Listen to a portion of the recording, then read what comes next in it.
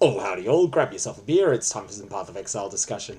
Today, what I wanted to do is showcase a bit of gameplay of Armory maps. It's currently my plan to run 30 of these with a number of scarabs, and I want to get some sort of ballpark figure on how rare the new divination card, the Patient, happens to be. So, without further ado, I'm going to jump into these maps. This is with a Polished Divination scarab, a Rusted Harbinger scarab, and a Gilded Perandus scarab. These scarabs combined cost approximately 6.5 chaos per map. And a Armory map that costs 4 chaos for a tier 15 that's been 4 chiseled and alchemy orbed.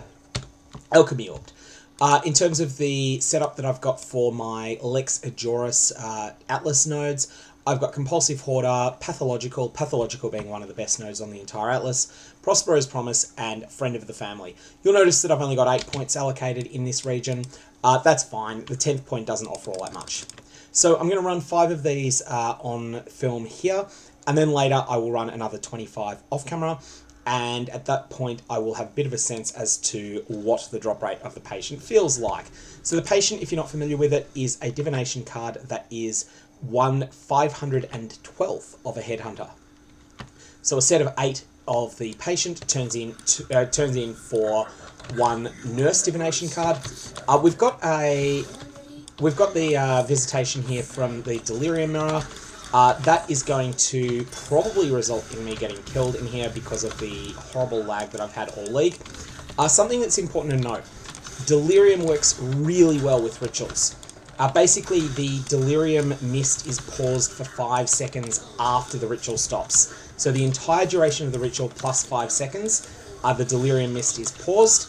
That means that basically it's one of the best interactions with Delirium that any League mechanic has, and you can take as long as you need to kill everything in the actual encounter. That said, your loot will still drop from there, and you probably want to get that out of the way. That's one of the Perandus jewelry boxes. One of the things that's important with Perandus, so not only do you have the prospect of Perandus himself appearing and giving you something good, especially with a Friend of the Family node allocated, so that you get the rare things 5 times as often as you otherwise would. There's that happening, but also there's one of them drops the divination card, the Cheetah. It's very rare, more so because the specific type of box that drops the Cheetah is very rare. I don't know how rare the Cheetah card itself is, but the Cheetah is a divination card for a level 6 awakened support gem, so that's corrupted beyond normal limits, and they can be extremely valuable. The divination card sells for a couple of exalts by itself, and then you can turn in a set of 3 of them if you're feeling like you're craving variance. And if you hit hard, well, you can get an Awaken multi-strike, and then at that point it's like, ooh, nice, 40x. So there's our first Patient. Do keep in mind that I'm getting 100% more divination cards because I am using the the Polished Divination Scarab. It may turn out that Gilded is better value. I just don't know, so I'm just using the Polished ones for the moment. Once we've got a little bit of, maybe not data is too strong a term, once we've got some anecdotes as to how it goes with a small sample size of 30 maps, then we'll be able to give some suggestions on what scarabs you should actually use. You'll notice that I've got 4 ritual encounters in here, and actually every divination card that I've got in here for the Patient, every single one of them has been from a ritual encounter, from the trash monsters in it. Not that I've had many Patient drops. Oh, we've got Cutero here. Usually wouldn't check him here. Okay, so Kelm's Roots. I want to keep that in mind. While I'm under the Delirium timer, I'm not going to research whether that's worth trading for or not. I don't think it is, but I will check it. But I'll do that at the end of the map. You'll see that my Chaos Explosions are certainly pulling their weight now. I've made some respecs to this build. I'm still using only the Searing Touch, and clearly I could do far better because the +2 to the level of fire skills doesn't help me. Oh, not much. It's not totally useless. It does help with supports, but it's not It's not amping up the damage directly, or the base damage of Divine Ire, because that's a lightning and physical gem. However, it is providing a lot of burning damage and a lot of fire dot multi. And as a result, I'm still using it, but I could do better. Here's our Harbinger pack. Harbingers are really lucrative to kill, and we will definitely kill them. I think at this point there's no point in chasing the Delirium. It's going to timeout. There's nothing I can do about that. So I have run out of Delirium. Oh, and I've actually derped and died. That was me being distracted and playing poorly. No excuses on that. That was just me being careless. Interestingly, the loot from the Delirium encounter appears to have dropped where I died. I'll have to remember to pick that up. You'll notice I haven't even looked at the favors yet. That's something that I tend to do at the end. I'm running quite a strict loot filter, so the only thing I see there is the Ancient Shards. I could show Chaos Shards as well. It's not the worst idea in the world to do so because they drop stacked, but I'm not sure whether it's worthwhile.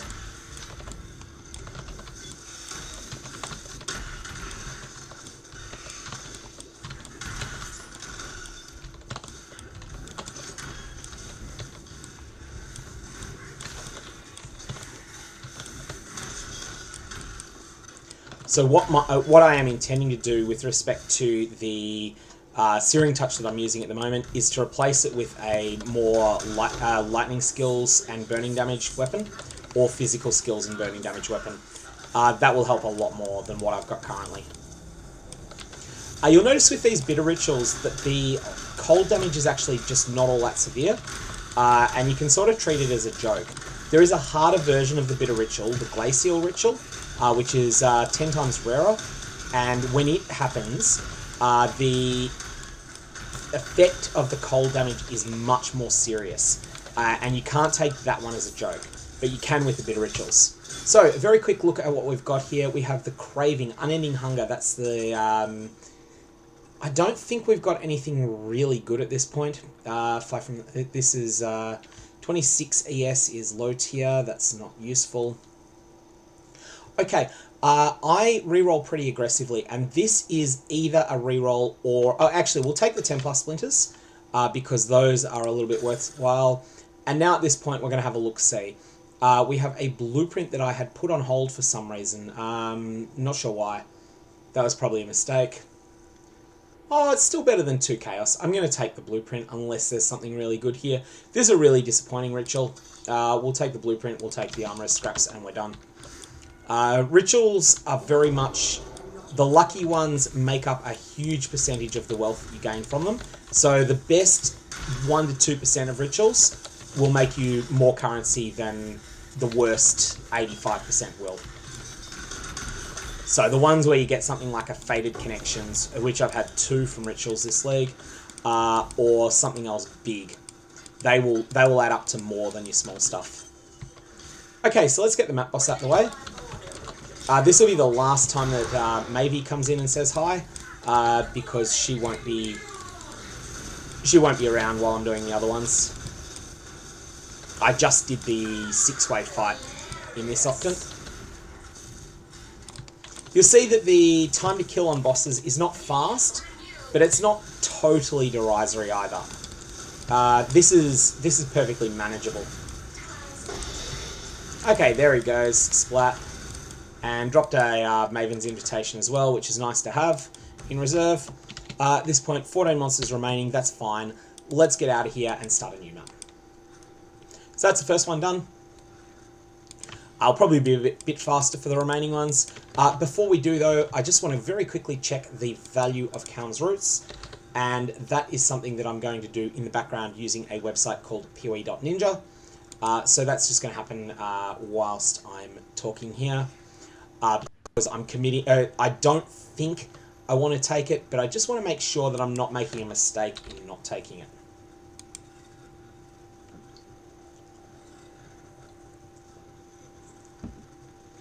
And so I'm loading Poe Ninja at the moment. and unfortunately, Path of Exile is taking a lot more system resources than normal. That has been the case since 3.13 came out, and as a consequence, I can't really get to check things fast at all. However, I have done a check, and it turns out that Kaun's roots are not worth anything much. So on that basis, let's start a new map. Let's try not to have a stupid death in this one. But that said, if we have a delirium mirror, then chances are I will push it too much and end up dying anyway.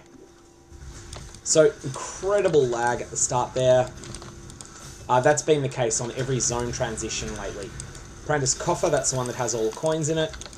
You'll notice that those coin stacks are slightly bigger than usual, and that is because of one of the Atlas Ascendancy nodes. That causes Perandus coins to drop in, I think it's 15% larger stacks per small node that you take. And if you take the Perandus wing here, you're going to get 2 of them. The Essence I'm just treating as a monster to kill. Essences are really cheap this league in Trade League. Of course, they're still good if you're in solo self-found, so by all means, loot them if you're in SSF, take them a bit more seriously, but in Trade, they're just like a little bit of a gimmick. And here we'll pop this Violent Ritual Altar, not one of the dangerous ones. Most dangerous ones are the Opulent. That's the one that causes the coin showers, which are cursed and cause you to take a lot more damage.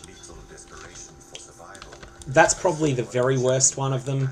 And the other ones that are dangerous are the Apocalyptic, I think. It's a top tier fire damage one. Everything that the Nomad says is cool. Like, the Nomad is just one of those bosses in this, or not bosses, characters in this game that's just fantastic. You'll notice that we're getting a lot of map drops. They have a 10% chance to drop pre-Delirious, and they will sometimes drop with 5 Delirium layers or 4 or 5 Delirium layers. Those maps are awesome. Oh, that was careless. I forgot that I'm on a no regen map.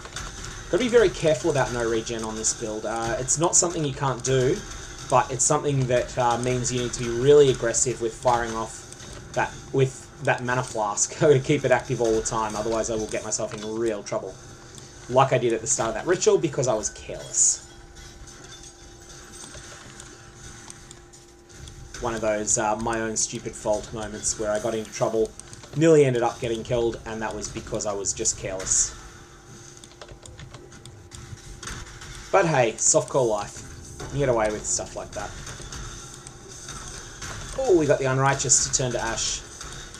Orb of Unmaking. Oh, forget that they drop as normal loot. They're Exalt tier rarity in terms of normal loot. Maybe a little bit rarer, but they also drop from. They also drop a lot from the Maven's invitations, especially the Uncharted Realms ones. So you'll have no trouble getting them, but you won't get them early in progression. Crest of Perandus, unfortunately, is a low-level item that's not going to hold any value at all. Again, nice if you're in SSF and you've decided that you want to make a new character, but that's not me, so I'm not going to care about it. Let's start this Blight up. Oh, Legion as well. Lots of League mechanics in this map.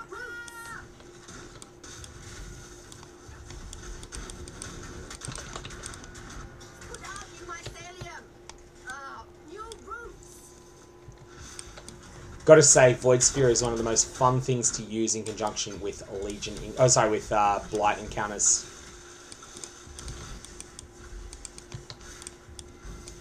I put up a scout tower at the entrance. Those things are really strong. But watch the minimap right now. I'm about to fire off a Divine Ire, and then you'll see the 30% chance for a Chaos Explosion is just going to kill everything. Oh, that was from an incubator.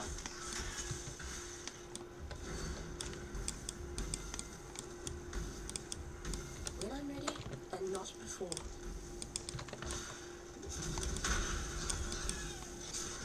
Alrighty, let's just quickly loot this thing. Legions tend to kill me a lot. That's because I'm squishy. There's not really much to say about it other than this character needs some work. It has come a fair way since I did the update. And I've finally got the cluster jewel set up in. That means that I no longer need to use obliteration. But it does need some work. I'm just being lazy. Putting it off. This is somewhere where the obliterations would be useful because they have a Vile Fireball in them. And Vile Fireball is very good at opening up a Legion fight.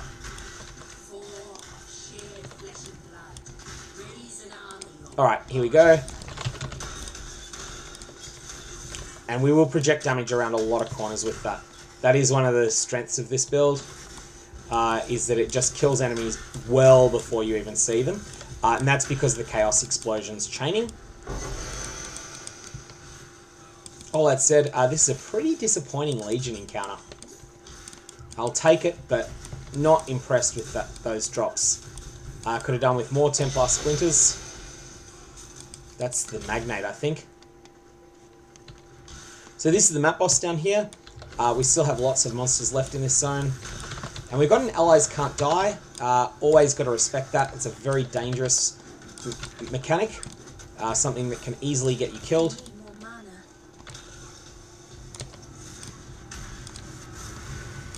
And we've dealt with them all. It is always a chain reaction. Once you kill the Allies Can't Die monster, everything dies.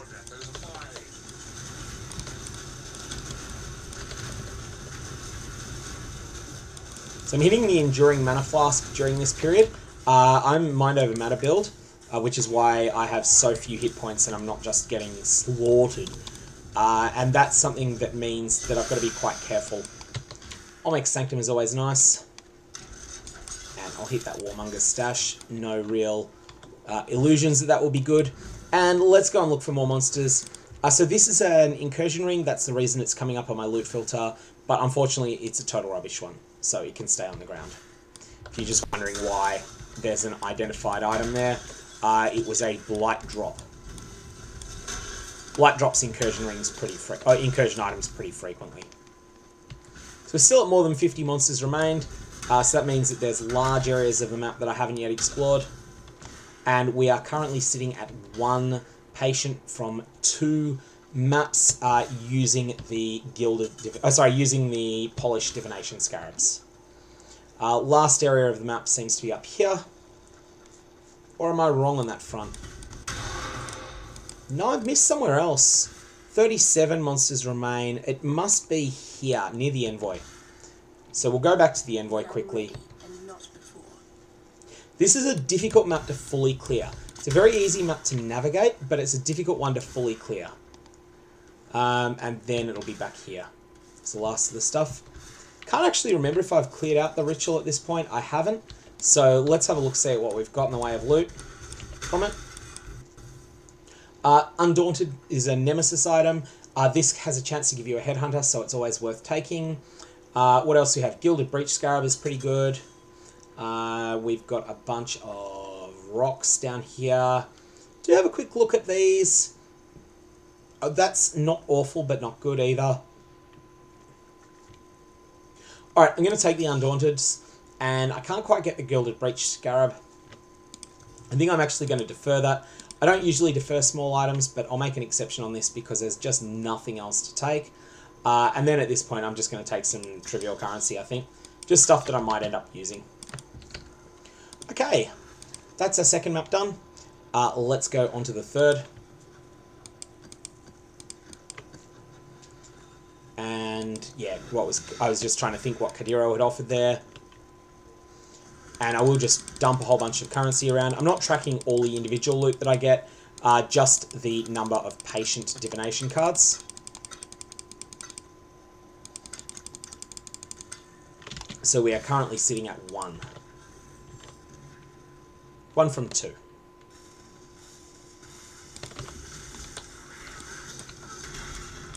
We have Nico present here. Unfortunately, Nico is going to be quite a waste. I think I'm at full sulfite. I've been ignoring Delve this league.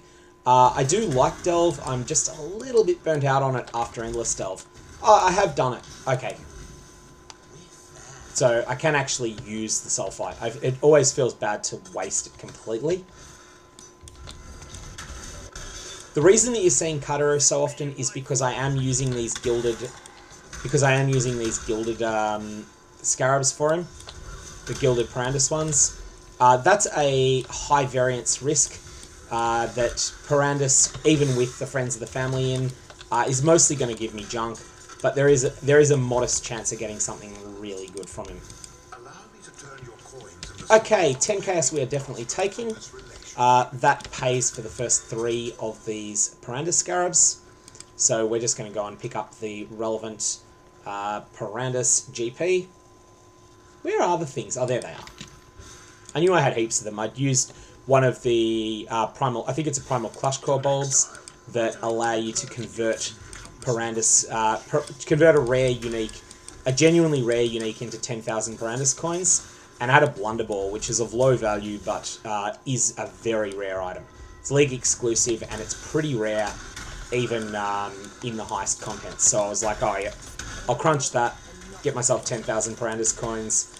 Even if I don't end up wanting to use Perandus coins, I can always turn them in. I can vendor them for identity scrolls. Ah, there's a patient. Nice. So currently sitting at 2 from 3 here. While we've been using these scarab maps. And that one did not drop from a ritual mob. So that's my first instance proving that it is not just from ritual encounters. I didn't expect it was. I think it is just a zone-wide drop. But I just wanted some confirmation on that. And there we've got it.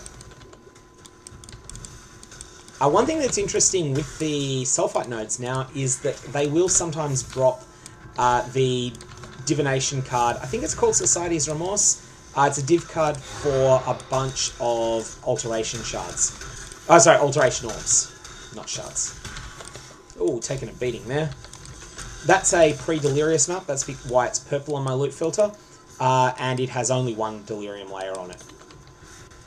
Still, I'm always happy to see those. They're just...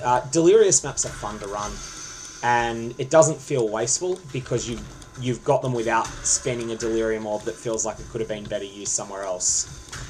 Sometimes also you will get a delirium layer on a map that is really valuable, like you get a breach one or something like that. And those are really lucrative, those maps to run.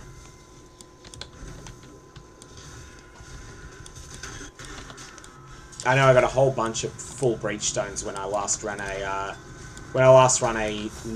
map that had delirium rewards related to breaches on them.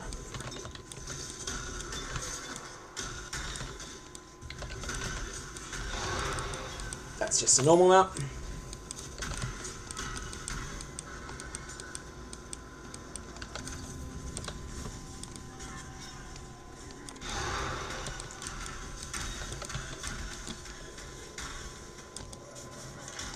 So the reason that you're seeing all of this proliferation of kills is a combination of things. I have 30% chance for Chaos Explosions. This comes from using 3 instances of the Cluster Jewel specific node Unspeakable Gifts, and I'll show you that now. That's something that I'm expecting will get questioned. So Unspeakable Gifts, which is a Chaos specific Chaos node jewel, and I've got 2 of them on Megalomaniacs. This Megalomaniac is really strong. Unspeakable Gifts and Fan the Flames together. Because I'm an elementalist, I can ignite with the chaos damage. But this one's even better. Blowback and Fettle. That's the single best jewel that I could have imagined for this build. And I managed to pick it up for 10x, which felt like a steal, honestly. It felt like the sort of thing that should have been a that late in the league, someone that was making a meme build would have paid a mirror for. But I've got it. I'm happy with that. But you could get the same thing without Fettle for a lot less probably. Although it is still a market where there's just no supply of blowback plus Unspeakable Gifts jewels. They just don't exist. They're very rare. This guy's annoying. That's just a normal map. And we're going to have a look around on the map, looking to get to less than 50 remaining, of course, and also to find the last ritual circle. I do have a Faded Connection still sitting on lay-by at the moment, so hopefully I'll get that while I'm recording this. Don't know that I'll actually be able to buy it. Possible, but it's not guaranteed. This feels like a super juicy altar, just in terms of the number of monsters that I killed before coming into it. I'm going to bottle this one up in a ritual vessel, just because it felt like there were so many monsters around. Lightning Mirage is really dangerous in these encounters. Always respect it, always fear it. It's one of the most dangerous of the Nemesis mods, and it's something you just need to be very aware of. Okay, so that's the end of that encounter. Let's have a look, see what we got. Harby Orb, Malachi's Mark is not particularly valuable from memory. Yeah, this isn't particularly... Oh, Simulacrum Splinters. Okay, cool. Always look for these. Simulacrum Splinters are usually the best value thing that's on the list. And I'm just going to take the Ritual Splinter, I think, in the absence... What are these? Shrieking. Oh, that's a Deafening Essence. Okay. I'm going to take that as my next item, and then I'm just going to take whatever rubbish is next. You will do. So that's my approach to the rituals, is I do re-roll pretty aggressively now. I wasn't doing that for a period, but I've come to the conclusion that it is right. But that was one where I didn't want to re-roll.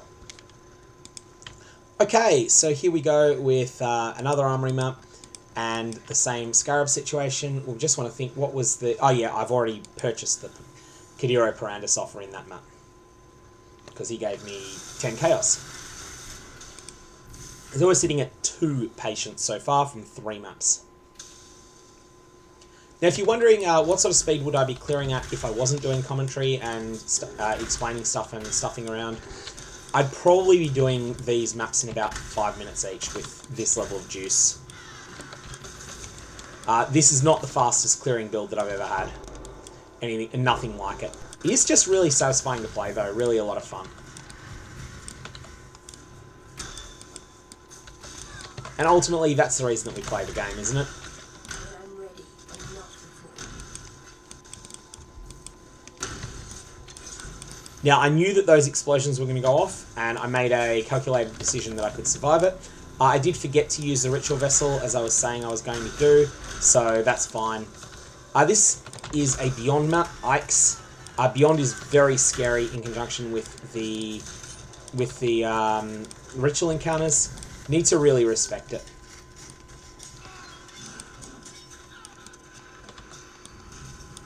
So, what's Kataru got any bro deals for me today? He's got a Harby Orb. Yes, I will be buying that, I think. But I just need to check the value of the... Actually, no, it's not worth it in current economy, because Harby Orbs are so cheap. I'm used to them being expensive, and they're certainly not at the moment. So it's a good thing that I didn't have the 776 Harby coins on me. Oh, Perandus coins, sorry, on me, because otherwise I would have bought that. And then I would have felt sad for myself. Because I do think that that's about 4 chaos worth of Perandus coins, without actually checking that.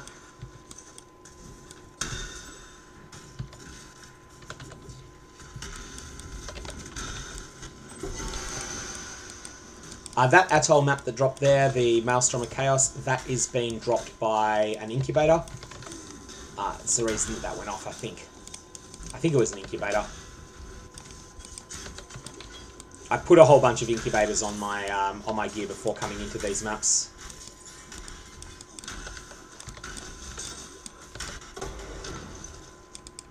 Alrighty, let's set off this altar. And then we will get back to... That's a Farge.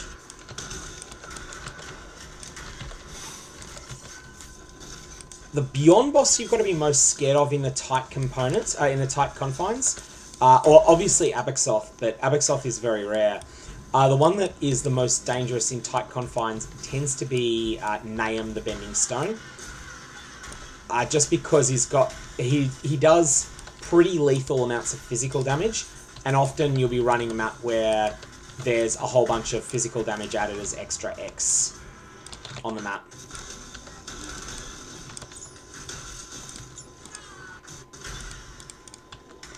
Alright, that's those Harbies down. Pushing on.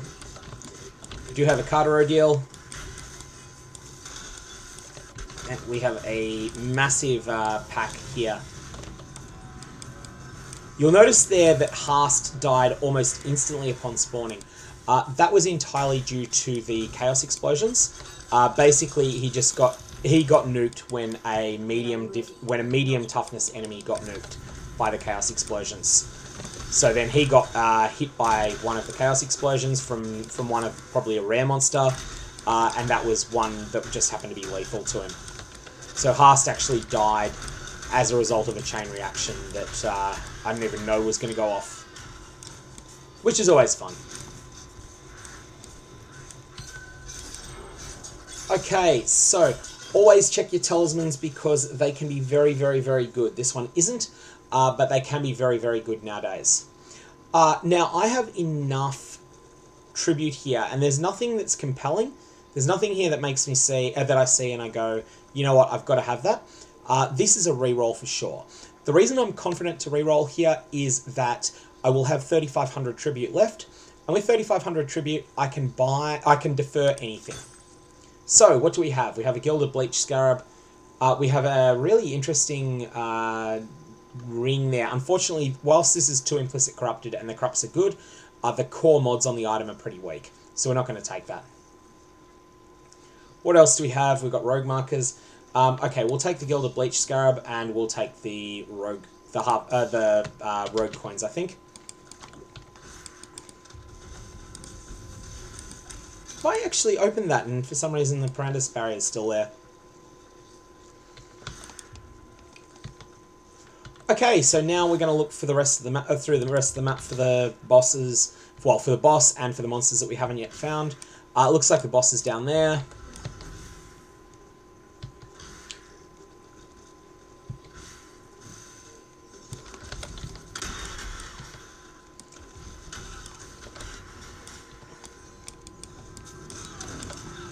I do really like having Arcane Cloak on a high mana build.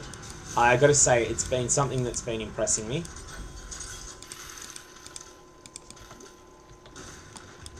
Not that I'm particularly high mana anymore, but I was very high mana for a period. Then I made some changes to the build that reduced that. Mostly I got rid of a mana-based cluster jewel that I was using because I needed the points for something else. So we are inflicting fire exposure by virtue of Wave of Conviction. That always inflicts fire exposure with this build, even when I have Arcane Cloak active and adding a lot of lightning.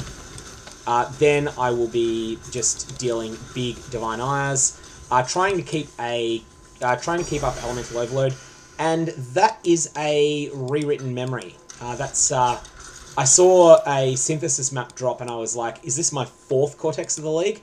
But unfortunately, no, it's one of the lesser synth bosses. But I'm still happy to see it drop. I do have the Uncharted Realms Atlas passive, and I will just bring that one up. Come on, Path of Exile client, you can do it. I'm only asking you to load my Atlas now. You are running... Oh, and I pressed the wrong button anyway. Here we go. So I have in the Uncharted Realms, the hidden area of the Atlas, I have the Neural Pathways node. This has been amazing for me. I think it's been luck, but I've had 3 Cortexes drop since I've taken this. And then I just got that other node, that other map as well. What was this map anyway? Rewritten. That's what I thought. Okay, so let's run our 5th map, 5th and final, and then we will push on with something with the rest of them off stream.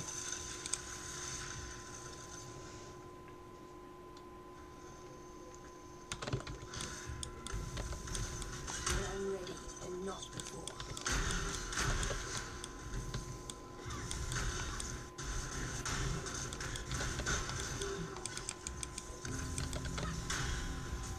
You see that I'm making quite a beeline to these rituals.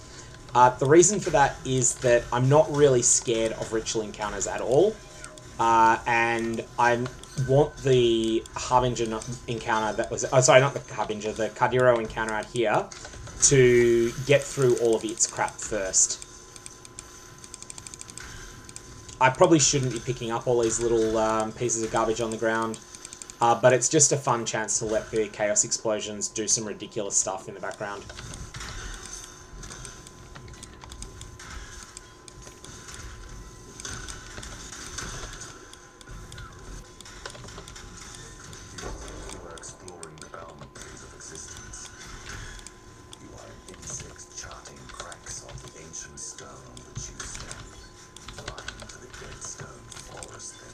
Everything the Envoy says later in the game is cool.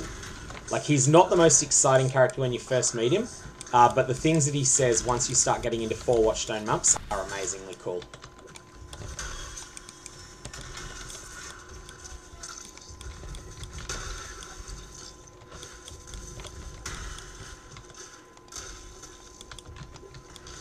I did just realise that I haven't been using Sextants on these maps yet. That was probably a mistake. Well, definitely a mistake. But I'll rectify that for the remaining 25 that I do off stream. These Perandus encounters, you have to wait for the monsters to respawn, which can be quite annoying. We're used to a faster paced game than was the norm when Perandus League came out, because that was several years ago now.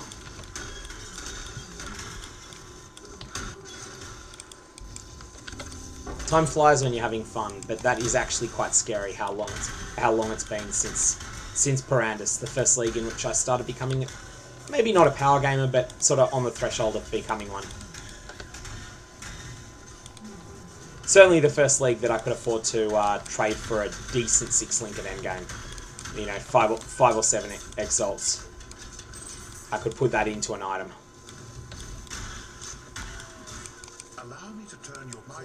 Okay, so what are you selling me here? Malachi's Mark is unfortunately not worth anything. Again, solid item if you're in SSF, but I'm not, so I don't care. It's too common to be valuable. Okay, that's another Harby down.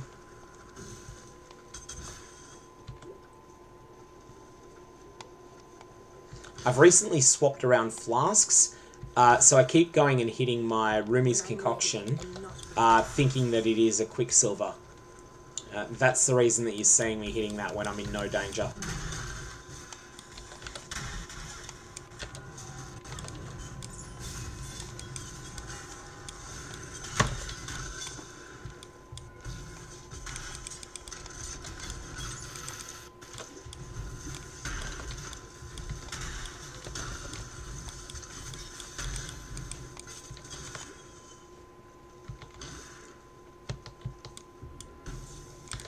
So here we have the ritual encounter in the boss room.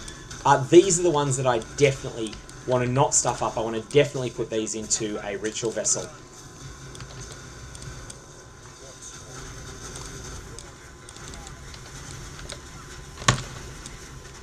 These things hit hard.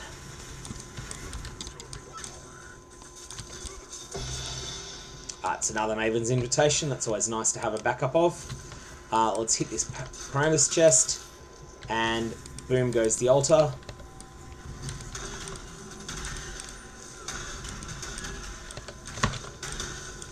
Should actually open the Warmonger stash as well. Those are terrible, by the way. Those Warmonger stashes. I've never had anything remotely good from them. That's not to say that they can't drop anything good, just that I have literally never had one thing from it that I care about. Now what I'm hoping to see happen here, you'll see that these two bosses are at very different health to each other, hoping that the first one will explode. It didn't, but had that chaos exploded, it would have been cool. Now we're sitting at 4,584. You see that we got something like, we got exactly 400 ritual points from that boss, so we would have got 400 from each. For that reason, we are going to fill this here. We only pick up one of the Warmongers, unfortunately. I thought we might have got both. It's the first time I've tested it on a twinned boss encounter. Okay, so let's actually have a look and see what the rewards are. We have a 5-link staff that is terrible. We have a Dreamer's Dream, Orb of Chance. This is not good enough to sell at this point in the league. Doesn't look like anything is particularly good here. I could take the Abrasive Catalyst and the Dreamer's Dream, but I think I'm just going to reroll. That leaves me with 2,984. That means that I can defer anything up to about 19,850. That's my Faded Connections again. Okay, that's getting deferred. I'm quite alright with that. That one is going to be very easily purchased the next time it shows up. So we will defer our Faded Connections. That is the second Faded Connections I will get out of the Ritual Mechanic. Probably won't come back for a while now. And with the remaining points, I will just pick up Jeweler's Orbs. Okay, so that is 5 of the armor packs. And I'm going to run another 25 with these same conditions. And I'll give a report as to exactly how many items that I get from them. Sorry, how many Patient Divination cards. But we're sitting at 2 from 5 so far.